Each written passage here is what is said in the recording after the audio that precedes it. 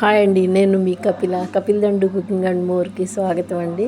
ఈరోజు మాకు ఎంతో ఇష్టమైన పూరీ కూర రెసిపీ చెప్తున్నానండి. పూరీలు ఇలా పొంగినట్టు చాలాసేపు ఉండాలంటే దీనికి చిన్న టిప్ ఉందండి. ఈ వీడియో మిస్ చేయకుండా చివరి దాకా చూడండి, అదేంటో మీకు తెలిసిపోతుంది. అందరికీ, పిల్లలతో సహా పెద్దవాళ్ళకి అందరికీ ఇష్టమైన పూరీ కూర అండి. నేను చేసే పూరీ కూర చాలా ఇష్టం, అందుకే మీకు అది చూపిద్దామని నేను ఇప్పుడు చూపిస్తున్నాను. ఇందుకోసం నేను 4 ఆలుగడ్డలండి, 4 ఉల్లిపాయలు, 4-5 పచ్చిమిరపకాయలు, చిన్న అల్లం ముక్క తీసుకున్నాను. ఇప్పుడు స్టవ్ మీద గిన్నె పెట్టుకొని నూనె వేడెక్కాక అందులోకి తాలింపు గింజలు, ఆవాలు, జీలకర్ర, పచ్చిశనగపప్పు, కొంచెం పూరీ కూరలో పచ్చిశనగపప్పు బాగుంటాయండి, వేయాలి కొంచెం. బాగా అవి వేగనిచ్చేసి కరివేపాకు వేసాను. ఈ కూర చాలా బాగా ఇష్టం అండి మా ఇంట్లో అందరికీ. తర్వాత నేను 4 ఉల్లిపాయలు కట్ చేసి పెట్టుకున్నాను కదా, పచ్చిమిరపకాయలు, ఉల్లిపాయలు సన్నగా పొడుగ్గా తరిగి పెట్టుకున్నానండి. మరీ సన్నగా కాదు, కొంచెం లావుగానే. అవన్నీ వేసేసి కలిపేస్తున్నాను తాలింపులో. బాగా కలుపుకొని, ఉల్లిపాయలు అసలు వేగకూడదండి ఈ పూరీ కూరకి. వేగనివ్వకుండానే మనం అందులో వాటర్ పోసేయాలండి. నేను దగ్గర ఒక 1/2 లీటర్ వరకు, కొంచెం పసుపు, కొంచెం టేస్ట్కి సరిపడా ఉప్పు కూడా యాడ్ చేసి మళ్ళీ బాగా కలుపుకొని ఇప్పుడు నీళ్లు పోయాలండి. చూడండి, ఆ సైజు ముక్కలు అయితే చాలు. అస్సలు వేగనివ్వకూడదండి, వేగితే కూర అంతా కూడా ఒకలాంటి కలర్ మారిపోతుంది. ఇప్పుడు ఉల్లిపాయల్లో నీళ్లు పోస్తానండి.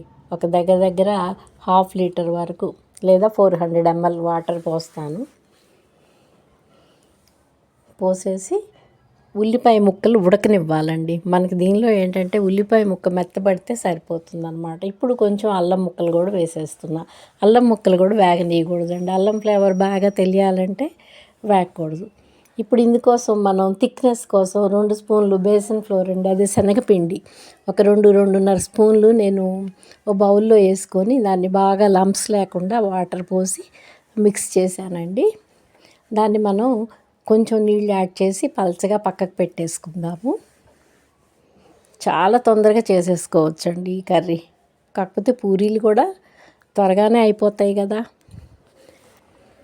ఇప్పుడు ఉండలు లేకుండా బాగా కలుపుకుందామండి. ఇంకొంచెం నీళ్ళు కూడా యాడ్ చేసుకుందాము ఇందులో.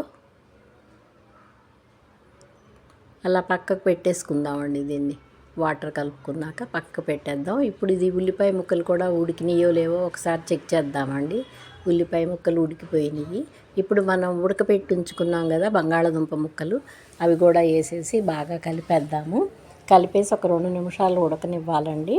మొత్తం ఉడికాక మనం పక్కకు పెట్టుకున్నాం కదా శనగపిండి బ్యాటరు, ఇప్పుడు 1 స్పూన్ కారం వేద్దామండి. 1 స్పూన్ సరిపోతుంది, ఎందుకంటే 4-5 పచ్చిమిరపకాయలు వేసాం కదా, అందుకోసం 1 స్పూన్ కారం సరిపోతుంది. ఇప్పుడు ఆ బ్యాటర్ కూడా ఒక 2 నిమిషాల తర్వాత యాడ్ చేద్దామండి, శనగపిండి వాటర్.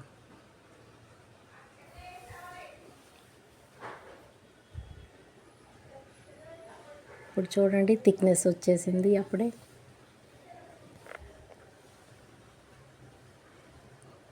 కలుపుకుందాం బాగా. నా ఛానల్ సబ్స్క్రైబ్ చేసుకోని వాళ్ళు చేసుకోండి, సబ్స్క్రైబ్ చేసుకోండి, లైక్ చేయండి, కామెంట్స్ పెట్టండి. ఈ కర్రీ చాలా బాగుంటుంది, ట్రై చేయండి మీరు కూడా. ఎలా ఉందో మాత్రం చెప్పటం మర్చిపోవద్దండి, కామెంట్స్లో చెప్పండి. మీకు పూరీల గురించి ఒక టిప్ చెప్తా అన్నాను కదా, అదేం లేదండి. పూరీలు బాగా పొంగి అలాగే పొంగినట్టు చాలాసేపు ఉండాలి అంటే, పఫీగా ఉండాలంటే అందులో ఒక 5గురికి పూరీలు చేసే పని అయితే 1 గుప్పెడు బొంబాయి రవ్వ, అదే సుజీ అంటారు కదండి, అది కూడా మిక్స్ చేసి కలపండి పిండిలో.